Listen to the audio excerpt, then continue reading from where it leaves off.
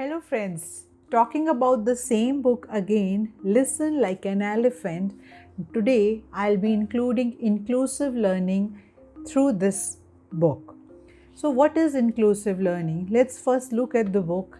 In this book we saw this is our very colorful and vibrant elephant, beautifully depicted.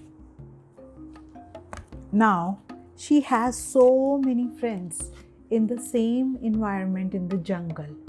We can talk to children about different shapes and sizes and colors and being respectful of each other's presence. You can talk about flora and fauna that exists in our nature. Different plants, different animals, different colors. How to include each one of them in our circle, how to be sensitive, how to be respectful, how to be polite, irrespective of which place they belong to, which status do they belong to.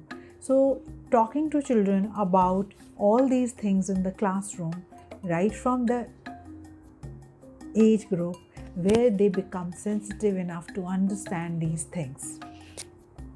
Now, the second thing that I wanted to refer here is when we see different animals, we can have so many discussions. Let's say, taking an example of the elephant only, you can talk about the size, you can talk about the parts of the body, the roles of different parts, the functions, or we can talk about land animals, sea animals. So whichever thing you want to talk about here, the concept you can take depending upon the level of the classroom. So is it class level 1 or grade 2 or grade 3? Depending upon that and the reading level of the child, we can include those activities. An art teacher can easily create a beautiful creation from here. Children should be allowed to color their elephants, color their animals, whichever color they want it to be. As in this movie, the sky is pink. Similarly, the elephant can be pink, green, whatever color. Also here, there is a lot of scope for teaching colors. So when we say all colors are beautiful and they all emerge from one, that's white. That's a huge life lesson we are teaching through a very small, simple story.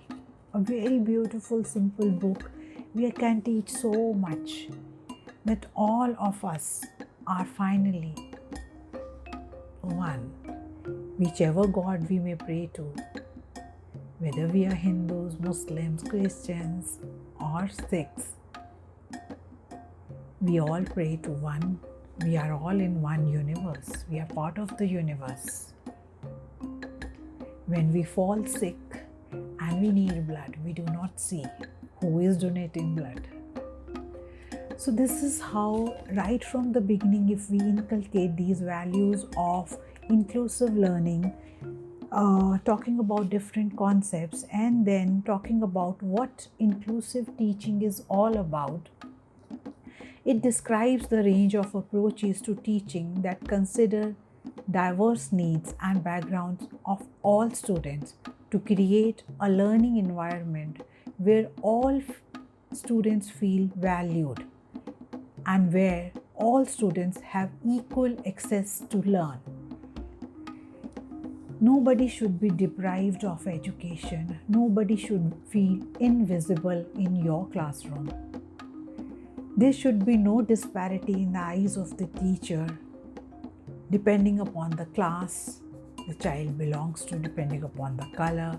So we as teachers have to be very careful how we talk to our students, the language that we use. We have to start with these inclusive education right from the beginning, right from grassroots level. As I emphasize, every time you talk to a child, you have to be very careful about your body language. It's not just what we speak, it's also what we reflect, It also conveys a lot when a student comes running to me and I'm just not in the mood to listen, and the just thing that I convey with my body language, the message that is conveyed through the body language is much, much more stronger than what you speak. During our classrooms, most of the time, a child who dares to answer, even if she's not sure of what she's going to speak and gets laughed at, will never dare to answer again. Because the fear of being judged the next time, the fear of being laughed at, will create that kind of fear in the child that she will never open up again. So, a classroom which is free of judgments, free of color, free of class, free of the level of thinking, cognitive skills, is an emotionally secure classrooms. My second most favorite topic is creating emotionally secure classroom for our children, where each child feels loved, wanted, as they belong to the same class. This is my school, my classroom, my teacher. They should not feel invisible. They shouldn't be scared to come to school. They should not feel unwanted at any point in time. So that's how stories, they do not differentiate between a higher order thinking and a lower order thinking. It does not differentiate between a color. It does not differentiate your learning capabilities, your IQs. It is more to do with your emotional intelligence, preparing children for life.